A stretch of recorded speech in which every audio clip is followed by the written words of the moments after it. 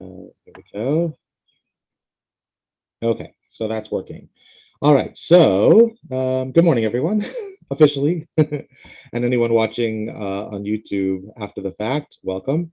So we're going to continue in our Musaf Amida, and we've already looked at the Avot section and the Gevurot section. So the section about our ancestors and why we merit because of them. And we've talked about the Gevurot, the strength, still on the page of our ancestors, so still in that piece of things, but it focused on Mechaye Hametim. It focused on the giving of life and life from death, and so on and so forth, resurrection and the Olam Haba, the world to come. So that was that. So that was the praise section. That's the praise section. And now we're moving on to the request section of the Amida. And I have to say, the request section of the Amida during the week, which is which is literally the Shmona Esrei, the 18 or the 19 actually, where the sections are much, much more well defined. Those next set of prayers after the Kedusha, we've also done the Kedusha. The next set of prayers after the Kedusha, in the weekday Amida is very, very clear that each paragraph is a request for this topic or that topic or whatever. On Shabbat, it's a little bit more fungible because we're focusing on a couple of key concepts, particularly rest and sacrifices, and particularly during Musaf. And so praise and request and sacrifices are all kind of intertwined a little bit, but this is the section after the Kedusha. And it's still got requests in it. And you can tell there's requests in it because the pages say, like the second paragraph on page 158, Yehi ratzon milefanecha, may it be your will, God. Whenever you see may it be your will, it means we're asking for something. So on Shabbat, in the Musaf in particularly, we're asking God to accept our Musaf offerings, be they avodah, prayer, or be they sacrifices, korbanot. And we're going to see both of those actually. So if you haven't yet turned to the page, it's page 158 and 159 we'll be covering as well, hopefully. It's a lot of material. Yeah, so let's do a little bit of a walkthrough of a text. I'll do a little bit of singing, although this is kind of like we're heading through like a chunk of text that's going to be kind of translating and dry, but we'll try and make it a little bit musical as well. So you would hear on a Shabbat morning, just in the general nusach. The general nusach, by the way, is Ahava Rabbah, and it's very it's consistent throughout. So yam da da da da da da da da. So tikanta Shabbat ratzita korbanoteha tzivita perusheha im sidurei nesacheha me'anegea leolam kavodin chalu תואמי החיים זכו, וגם האוהבים דבריה גדולה בחרו. אז מסיני נצטוו, I love that. אז מסיני, you trace the shape of Mount Sinai with your voice. נצטוו עליה ותצווים אדוני אלוהינו להקריב בה קורבן מוסף שבת כראוי. So what are we talking about in the Kanta Shabbat paragraph? This establishes the offerings for Shabbat and the joy inherent in keeping Shabbat and doing the offerings, right? Tikanta Shabbat, tikanta from the same word as takain or tikkun, to prepare Shabbat, those who prepare Shabbat, or God prepares Shabbat, in this case, ratzita korbanoteha. Why? Why did God prepare Shabbat? To sacrifice, to give sacrifices. God, that's what God ratza, that God wants. Tzivita perusheha im sidurei nesacheha. You commended us in all of the offerings and sacrifices and the order of what you will. Tzivita sidurei, the orders nesacheha of your offerings. And it goes on. Me'angel le'olam kavodin chalu. Me'angel, those who delight le'olam, delight in Shabbat. The ha at the end means Shabbat. Le'olam kavodin chalu will forever be have honor and glory. Toamei chayim zachu, and eternal life. V'gam ho'avim devareha, and all who love its words. What words? Devareha, actually not necessarily words, but things. All the things in Musaf, in the Musaf offering. Gedula bacharu. You're choosing greatness. You're choosing gadol. Az mi Sinai nistavu aleha. So like at Sinai, where you commanded us, v'tatzavim Adonai Eloheinu, and gave us God, our God, the idea of lehakriv ba, to come close. And how do you come close? Either korban or musaf. I like to see these as two separate words. Korban musaf means the musaf sacrifice. But we don't have sacrifices today. So the idea is either korban, right? The sacrifice, which means to come close, has the word karov in it, or musaf, which is the davening service that we do, the prayer service, Shabbat kara'ui, and that is how you make Shabbat. Good, so that is Tikanta Shabbat. I will talk a little bit more about the muse. Actually, what I'm going to do is I'm going to do a little bit of musical interlude early. I'm going to share my screen and share with you Tikanta Shabbat, while the Nusach is Ahava Rabbah, and we're going to talk more about what Ahava Rabbah is. I would like to share with you what this piece of music, this piece of prayer in particular, has lent itself beautifully to chazanut and composition over the last 400 or 500 years. There's a wonderful recording, which is of course not that old. It's a recording of famous chazan Yosela Rosenblatt singing Tikanta Shabbat. I'm going to share my screen. It's a few minutes long, but it should be enjoyable. Bear with me a moment here.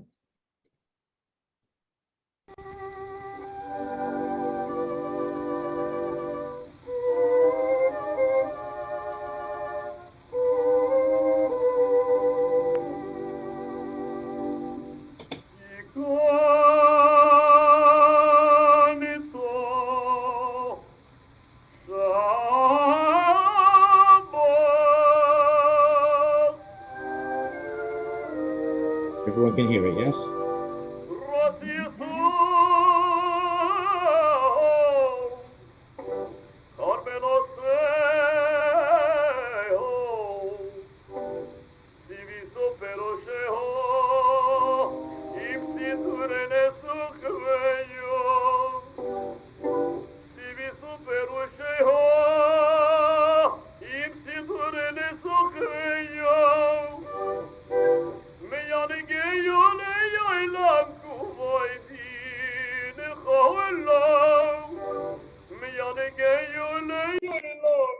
Oops, sorry.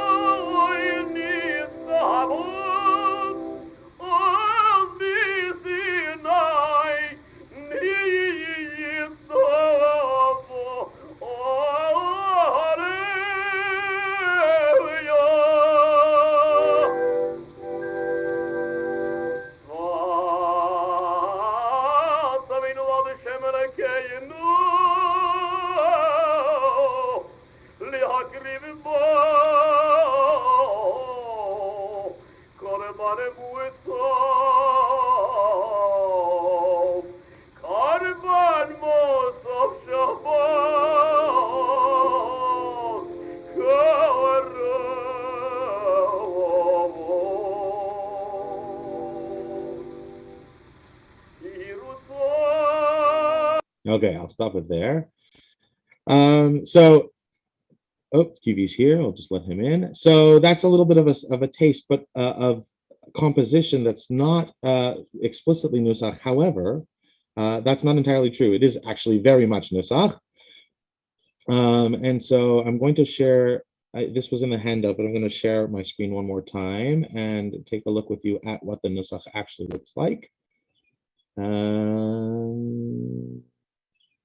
I'm not sure that worked. I'm going to try that again. Okay. So in that example, let me just bring you back to my screen so I can see you. In that example, we have the typical elements of the Ahava Rabba Nusach, which is ya na na na na na, right? That's our opening phrase. John Williams would have been proud because it's that perfect fifth that's at the beginning of every one of his compositions. Jaws, Jurassic Park, Schindler's List, all of it is is that perfect fifth. He might have been inspired by Ahava Rabbah. But anyway, and then the sequential phrases, or the first intermediate phrase, is and then we have a concluding phrase, which is and you could hear Yosela Rosenblatt sort of hovering around that which is that raised third, flattened second. Think of the scale degrees as numbers, 1, 2, 3. So 1 flat, 2 raised, 3, 4, 5, 6, 7, 8, or octave, right? So those are the scale degrees, and the characteristic leitmotif of Ahava Rabbah is that raised second, and the third is the raised third, and the second is already flattened in this mode by the E flat in the key signature. So that gives us which is like Hava Nagila Hava, or anything like that is Ahava Rabbah. Okay, so this example here is all right.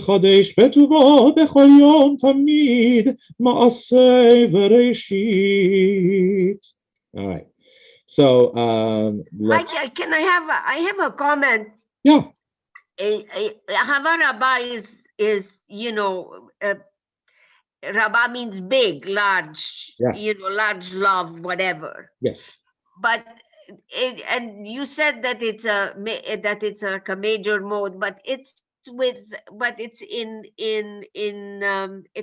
flat mode. So how do you put the two together? What do you mean in flat? Oh, you mean well, it's not with this sign, but with this one, whatever you call it in the minor scale. It's a minor scale basically. Okay, so and how do you put that together? And now I realize that you have some things in the major changed. Yes. So the first that's a very astute observation. The first response to that is that the Nusach modes, Nusach in particular, I mean the Jewish, it's their Semitic modes, right? You find them all over the Middle East, in the Arabic cultures as well. They only correspond lightly to Western modes, right? So you have Phrygian, Mixolydian, Aeolian, you have major and minor as well, and you have Phrygian. So there's a whole bunch of them, and you can get close. So basically, not to get too technical, but the way Western modes work is that, let's say you take a C major scale, and you started on a C and you get a major mode. If you started on a C sharp and play all the same notes, you get Aeolian mode. If you play it on a D, you get Mixolydian mode. And so all these modes have a certain timbre, a certain characteristic to them, which are used in Western music for various effects. But the Jewish modes, the Nusach modes, only lightly correspond to that, because we love modifying the modes halfway through. What we do is we take tetrachords. We could build a scale based on 8 notes, a 4-note pattern and a 4-note pattern, covering an octave, and depending on how we modify the lower or the upper notes gives us our different modes. So we'll still start so for example, here you can see that the key is kind of like D minor, right? But the key signature is not a D minor key signature, if you know music, right? So what this is doing is it's giving us most of the notes for the scale that we want, and then we modify every single F in this piece is going to be sharp, because that's how we modify it. Now, what about, how do you reconcile Ahava Rabbah, great love, with this minorish mode, which we in Western music we think of as a mode that's going to be sad or associated with a lament, or otherwise isn't particularly uplifting? Jewish music is the opposite. The more minor it is, the happier it is. I mean, think of klezmer music. It's almost all minor. It has forays into major, just like chazanut, right? It's very much like jazz that way, where it has forays into other modes. But we don't count on the key to give us a flavor of happy or sad, or at least we don't fix it as happy or sad. It depends on the speed, it depends on the words, it depends on the the inflections, the what I call the kvetchiness of the music. That's how we define whether it should be avaraba. And great love for God, which is what the paragraph that the name comes from, is how we've named this section. The request is going to be done in this ahavaraba, this done with great love for God, but it's not supposed to be major, right? So I hope that answers the question. It's not a direct correlation, is the very short answer. Yeah. Okay, so that's good. The next paragraph sort of just in the handout just sort of talks about what I just mentioned. But the concluding phrase emphasizes the augmented second between the second and third degrees. Yam bum bum bum bum, the most characteristic interval in ahavaraba. So here those notes repeat before descending to the tonics. You can have different modifications. Right? You can have that. So different combinations of, I'm not sure if you're in the way of this or not, but here we go. Different combinations that we can have in a havaraba, yada, any opening that's, or yada da da, or yada da. All of these things, as long as we start on the first and end on the fifth, are going to be reminiscent of an ahavaraba. So tahilot. So you can have twiddles and you play around with the notes. So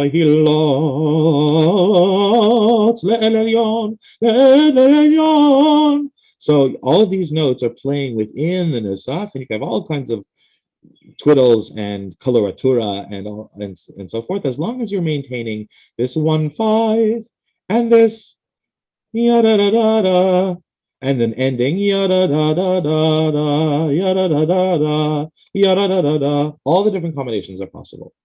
Okay, just scanning through, and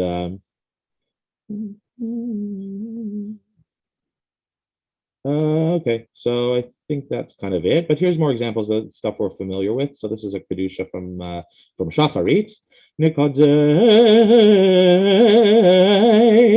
et shimcha ba'olam כשם שמקישים אותו בשמי מרום. So you get this feel over and over throughout the music. It's the same for the Musaf Kedusha, which we talked about earlier.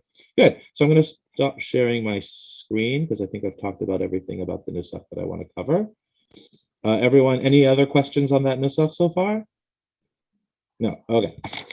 So let's go back to our text on page 158. Yehi ratzon milefanecha.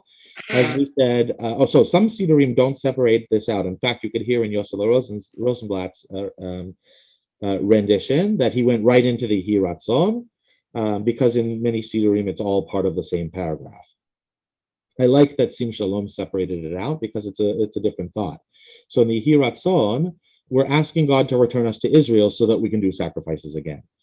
And it's in this paragraph that you find differences between the conservative Siddur and most Orthodox Sidurim, because in Orthodox Sidurim, the goal absolutely is to get back to the temple, to rebuild the temple, to welcome the Mashiach, to have sacrifices. Sacrifices, because that's part of what we did, what we used to do. Well, conservative, well, let's start with Reform. Reform is the reaction to Orthodox. Reform Sidurim omit sacrifice mention at all, all the time. It doesn't mention it at all. Most mainstream Reform Sidurim, and conservative does something kind of neat in the, excuse me, I have the hiccups, in the middle. So the conservative Siddur mentions the sacrifices. Well, it does two things. First of all, it gives us an option. Number one, we can recite a paragraph with sacrifices, and number two, we can go to the bottom of the page and offer parallel prayer that replaces or omits the mention of sacrifices with elements of prayer and kindness and other elements of other mitzvot. So, for example, or could use euphemistic language, right? So you have established Shabbat, Adonai our God, declaring its special holiness, ordaining details of its sacred observance, but then not saying what those details are.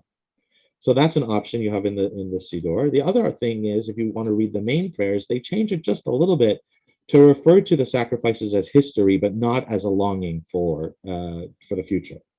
So, for example, so it says, may it be your will, Adonai our God and God of our ancestors, who returns your children to the land, right, to lead us in joy to our land and settle us within our borders, so bring us back to Israel. There our ancestors offered to you their daily and special sacrifices. So the wording there is asu vehikrivu lefanecha be'ahava. They did sacrifices before you in love, with love, k'mitzvad ritzonecha, like you commanded, like you wanted us and commanded us. Whereas the Orthodox Siddur says naaseh v'nakriv lefanecha, we will do and we will sacrifice. So it's the difference between the Orthodox and the conservative Siddur, and the idea that the conservative movement isn't necessarily pining to get back to sacrifices, although we are pining to get back to Israel and the temple. I don't know. I'm sort of torn and I'm sort of not. Many of you know that I love a good kosher barbecue, so and I do a lot of kosher smoking, and so those sacrifices, man, in the temple, they were big barbecue parties, and that's all they were. Of course, it was done with a sense of spirituality, but there was very little voodoo about it. Okay, there was a little bit of sprinkling of blood here and there. We'll get past that. Everyone drips a little bit of, makes a little bit of mess when we take out a steak or whatever. But the sacrifices were very much a big party where everyone gathered from the four corners of the earth, literally pilgrimages. And of course, the daily and the Shabbat sacrifices were for locals. But they were first of all, to send a sweet smell to God. Not such a big deal. They were to feed the Kohen and his family, the Kohen Gadol and his family. That was Aaron originally, but then there were other Kohanim Gadolim. And they were meant then to serve to feed the rest of the community. So they were just big barbecues. I don't know. I think I'd like to see that. When I get back to Israel and the Mashiach comes. Not everyone does, so I respect that. Okay, so that's the Yehi Ratzon paragraph. Again, the same nusach. Yehi Ratzon milefanecha. You can get creative with it, right? Adonai Eloheinu v'Elokei Avoteinu hameshiv banim nigulam, which is also words that are different in the Orthodox Siddur. A little bit of, I'll use this moment as a little bit of nusach, and just remind us that, and in answer further to Agnes's question, this is an example of a musical foray out of the nusach to something else to make a point. Return us with joy to your land, right? So I've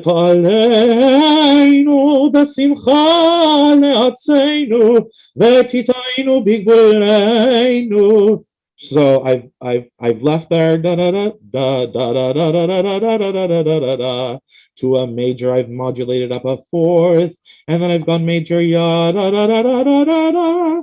So let's just replay that again and see if you could see the moments where I modulate.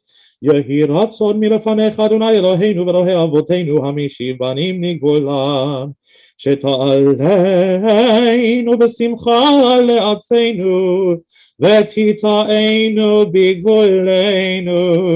So that's the transition point where we head back. It's called a musical pivot. Back to the nusach. So it's all part of the nusach, because the nusach says let's do forays when we have words that are particularly fitting for a change of mood, or it's heavy, right? At first, Yehirat Son Milfanecha, may it be your will, God, to return us to Israel, and then we use the word joy, simcha. Of course, that's got to have a change of spirit. So that's our Yehirat Son paragraph. Any questions on that? I didn't go through it word by word. Actually, let's go through a little bit of the words. There are a lot of words in here that have to do with sacrifices, right? So Shesham asu, we're talking about those things that we did. Avotenu lefanecha. Et korbanotehem, at your sacrifices, right? Your sacrifices. And again, karov is the key shoresh, the root word in korbanot. God wants us to be close to God by doing sacrifices, or at least that's what we believed at the time. We now know that doing chesed and doing avodah and prayer and so forth, gemilut chasadim, is more important to God, we think, these days. Tamidim kesidram, the eternal ones according to their sidurim, their orders. Umusafim kehil chatam, and the musafim, which are the extra sacrifices for Shabbat and festivals.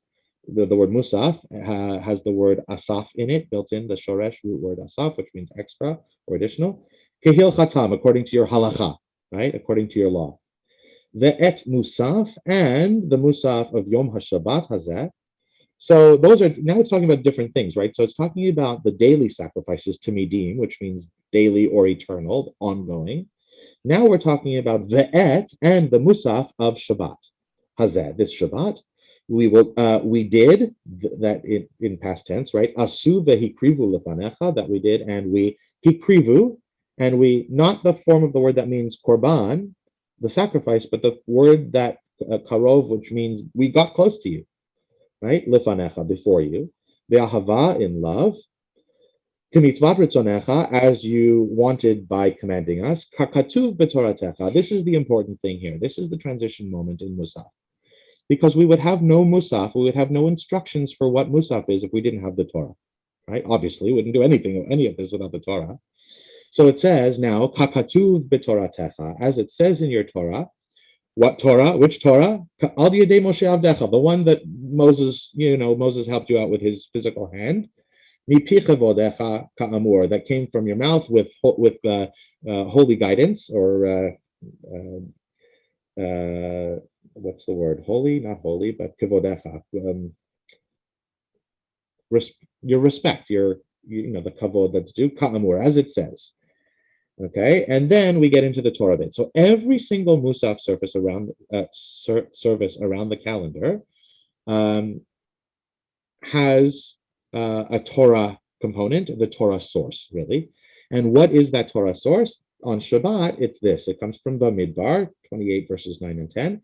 It says, Uv Yom HaShabbat, as all of the sacrifices start with, Uva Yom HaRishon, Uva Chodesh HaRishon, Bachodesh HaSheni, all the descriptions of the month. And then it says the day of the month, Bayom HaShavi'i, Bayom HaRavi'i, whatever it is. Or Bayom, usually the 14th or the 15th of the month for the holidays. Here, it's simply Uv Yom HaShabbat. This is every week, of course. Now, what does it say? Shenei chevasim, 2 lambs, the b'nei shana, that are a year old, tamimim, perfect, no blemishes. Ushnei esronim, and 2, what is it? Where am I here?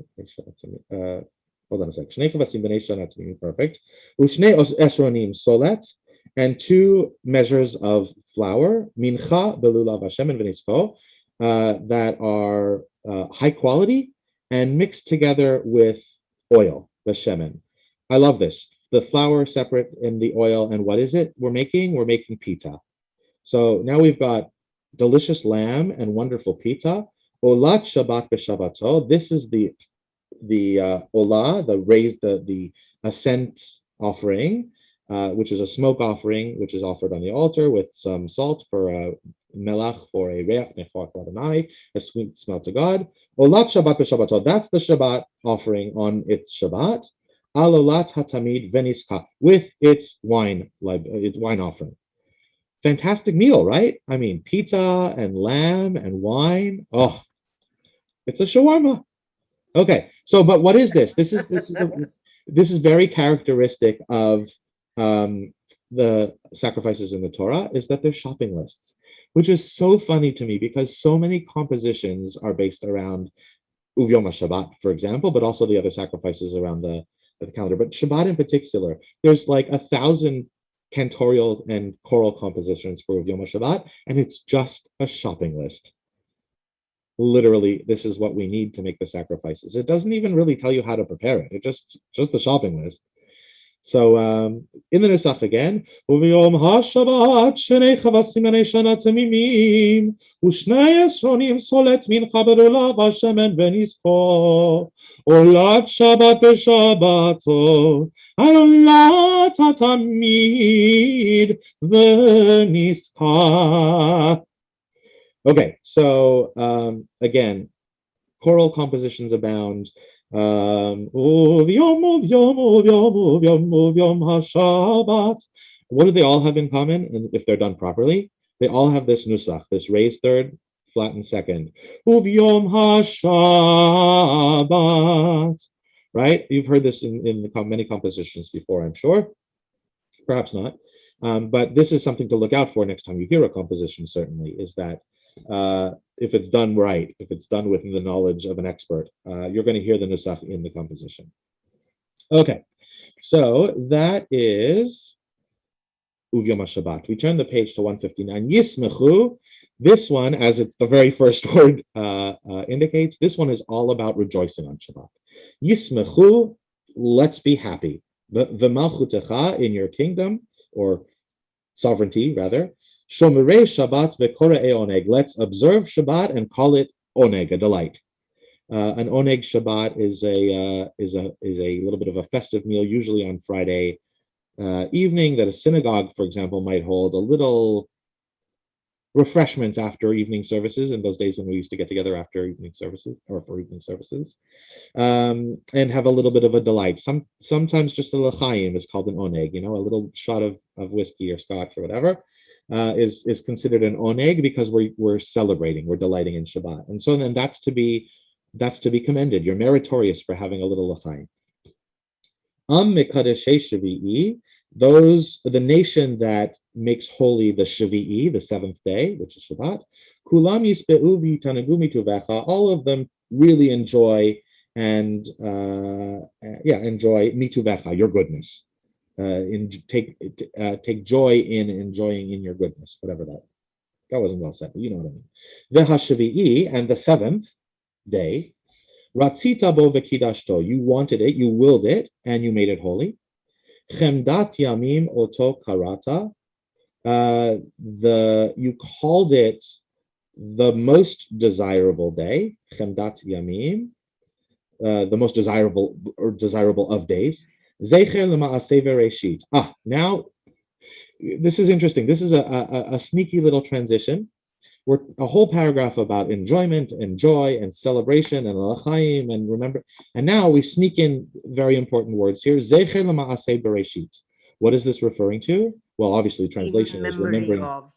Remembering what? In memory of creation. In memory of creation, right. In memory of what was done at the beginning. That's what it means literally. Yes, literally, exactly. Well done, Agnes. So what is that doing? It's reminding us, where did we see these words? What's our sign of Shabbat? Our oti leolam. One of the signs of Shabbat is making Kiddush.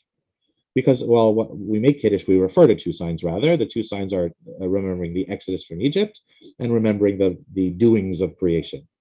So here, don't get too much into the party. You have a job to do. You have to remember creation and do that by remembering the Sabbath day.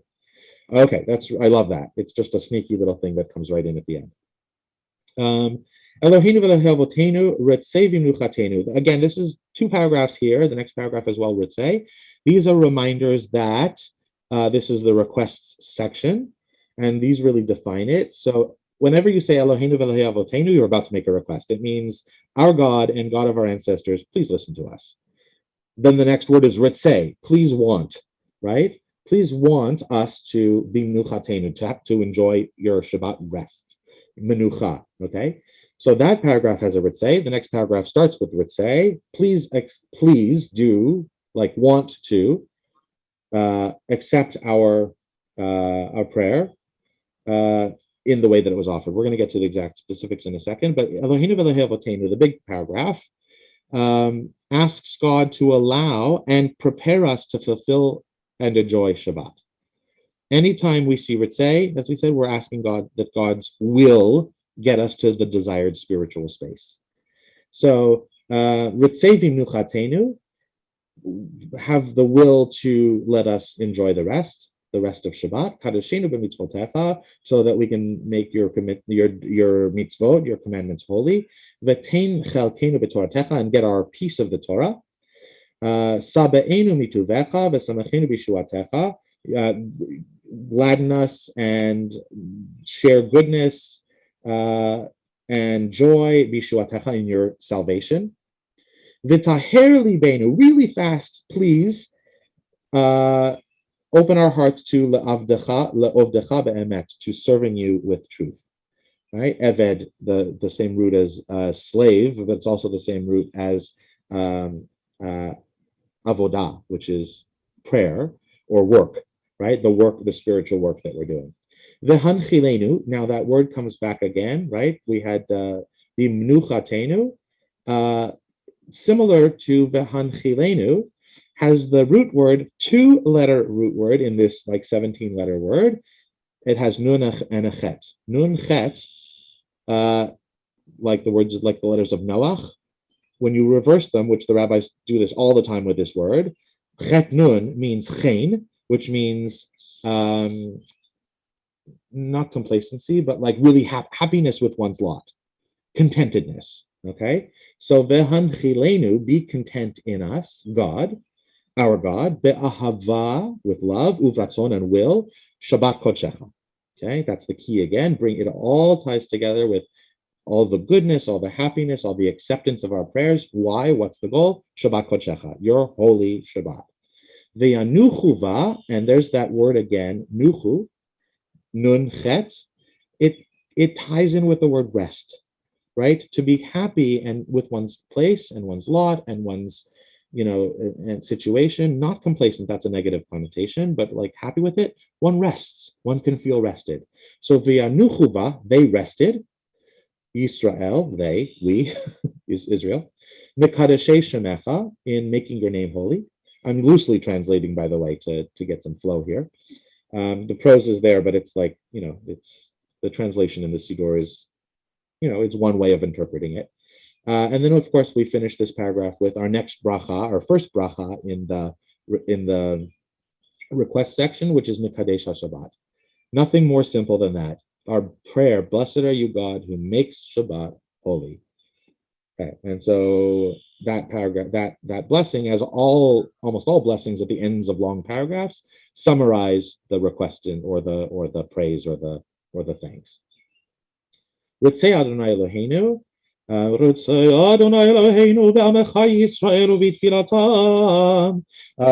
another source of many cantorial compositions, but also an opportunity for a little bit more chazanut in the davening. Adonai Eloheinu Be'yamecha Yisrael Ubitfilatam Ubitfilatam Ve'ashet et ha'avoda lidvir beitecha Ubitfilatam Ubitfilatam. Actually, I'm excerpting here from a Reutman composition. That's usually done with choir. I've only heard it done with choir, not just solo, or with organ. You hear a lot of compositions that are done with organ. But anyway, regardless, it's still got the Musaf in it. And so the words, Ritzei Adonai Eloheinu, have the will, our God, God and our God, Be'amecha Yisrael V'filatam, to accept is the implication, but the word isn't there. The tefillot, the tefilatam, tefillah, remember, means prayer, but it doesn't really mean prayer. It more means self-judgment. That's what we try and do in prayer. Be'amecha Yisrael V'filatam, to accept the prayers of your people, Israel. V'hashev et ha'avodah lidvir beitecha. Shave, another two-letter shoresh, means to sit or to dwell. So dwell et ha'avodah, dwell in our work. Lidvir beitecha. Lidvir has the same root as davar, so things that we do beitecha, in your house.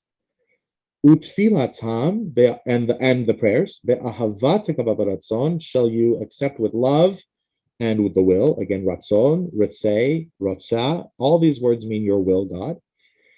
Here's another one. Utahi leratzon tamid, and may it be your will. Always. Is that a question? Tamid is always. Tamid, you haven't gotten there yet. Utahi Oh, leratzon tamid, always accept your will. There you go. That was easy. I was almost there. Avodat Yisrael amecha, the work of Israel, your people. What work? So what work is it actually referring to? Sacrifices. It's referring to sacrifices. Okay. Oh, some of you said it. I think you were just muted. Okay.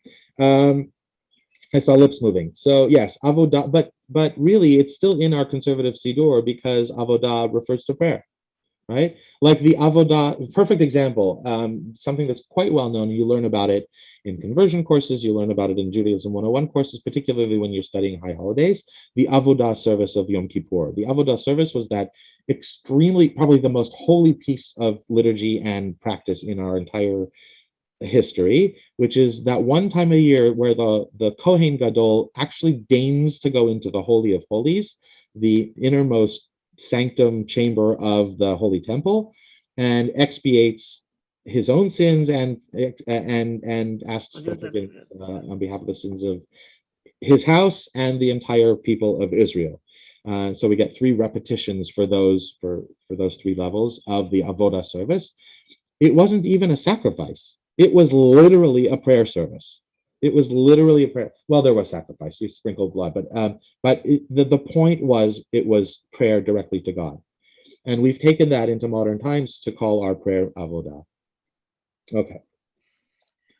The Ritzay, we did that. V'techazena. The next paragraph. V'techazena einenu. That means may we be witnesses. Okay, or may we witness.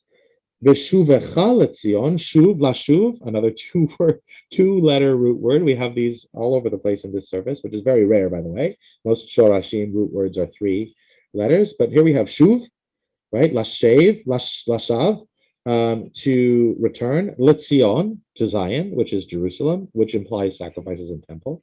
Berachamim, in your mercy. So we're asking for God to accept our prayer not accept our prayer. We did that in the paragraph before. Now we're asking to be the actual witnesses, not just people who remember something in the past.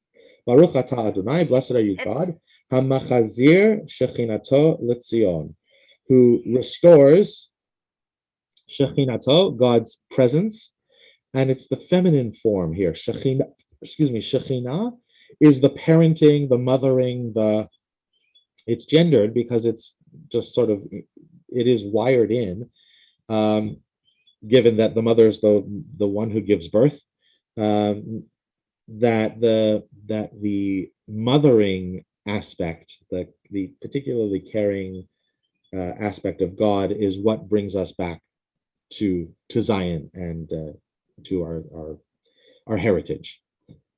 Okay. Modim, I'm going to stop there because modim is a change of word. It means thanks, and it's at the end of this is the end of the section on requests. So what I'd like to do now is do a little bit of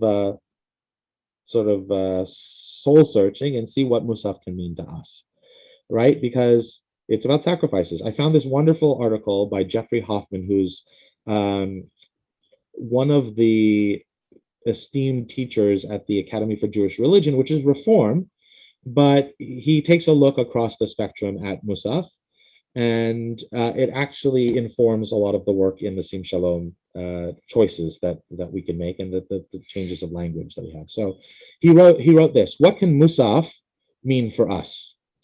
He says, first and foremost, we should be very conscious of the possibility that Musaf is not solely based on sacrifices, nor was its purpose necessarily a petition for their return.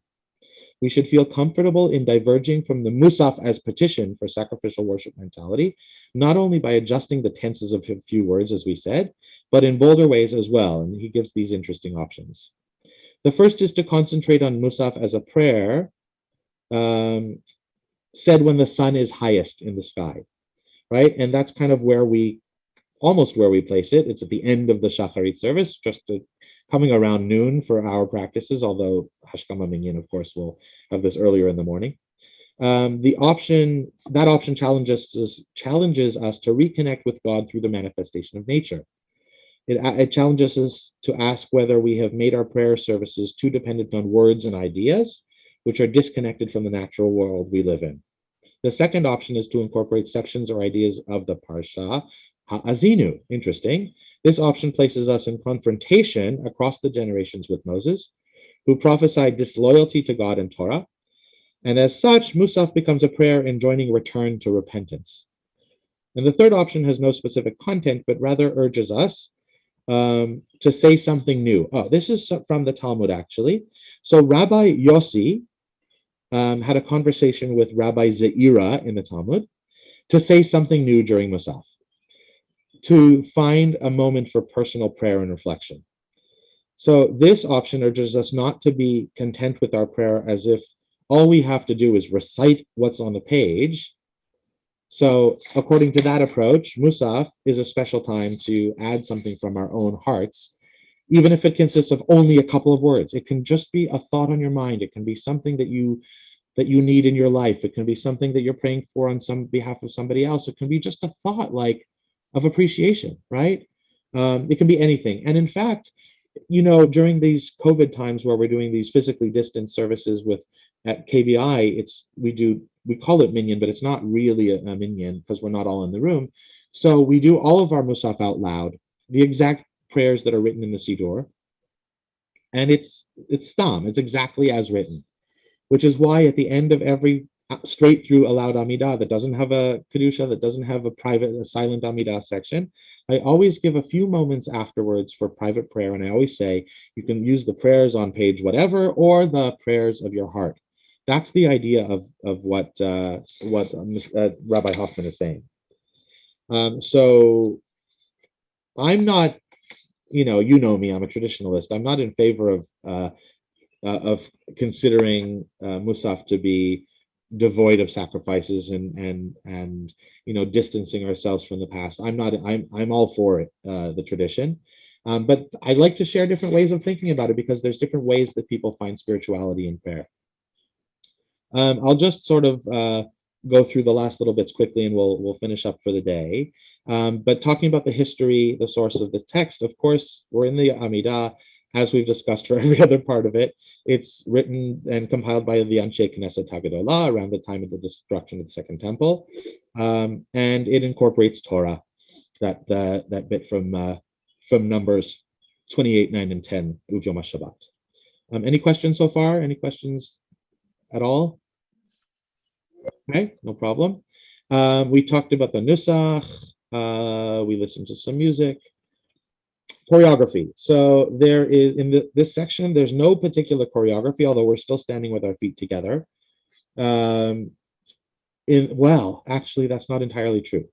So in a silent Amida, it's true, we keep our feet together throughout all these prayers because they're included in the silent Amida. The only thing we don't do is the Kedusha and the Birkat Kohanim, which is later.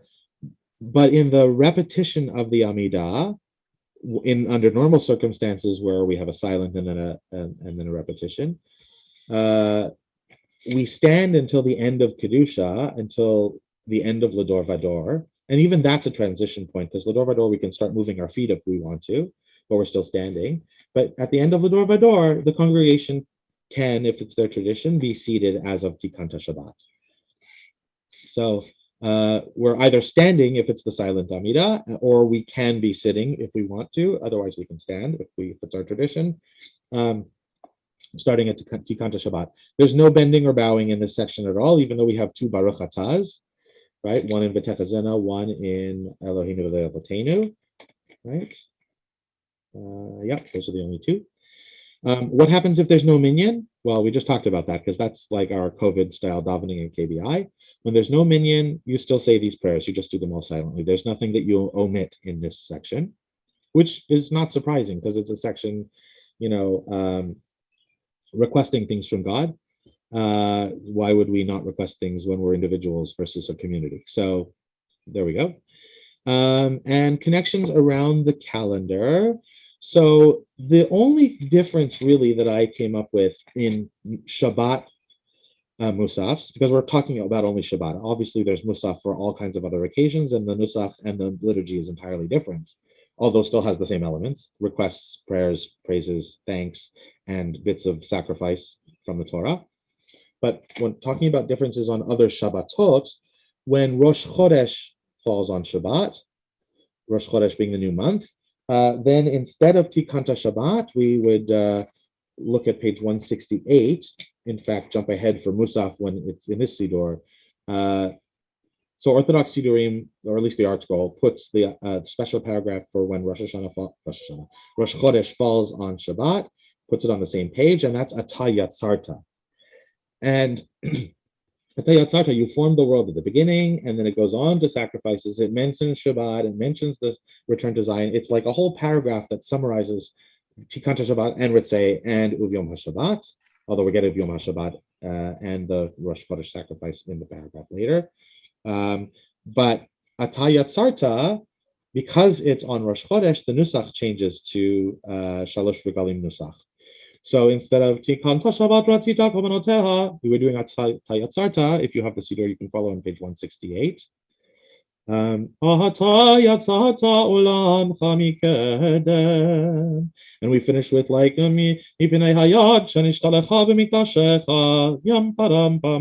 Shalosh Regalim Nusach. But then when we're finished with that, we come back to the Uv Yom HaShabbat paragraph, which is the same paragraph we say on regular Shabbat, and we go back to Shabbat Musaf for it, because we don't want to shortchange. We don't want to shortchange the Nusach of Shabbat Musaf. So that is our talk for today. Any questions, thoughts, concerns? Okay, I'm sorry I did so much talking at you. It's a kind of a dry section, but it's good that we understand the prayers. Yeah. It's good to do translations. Yeah.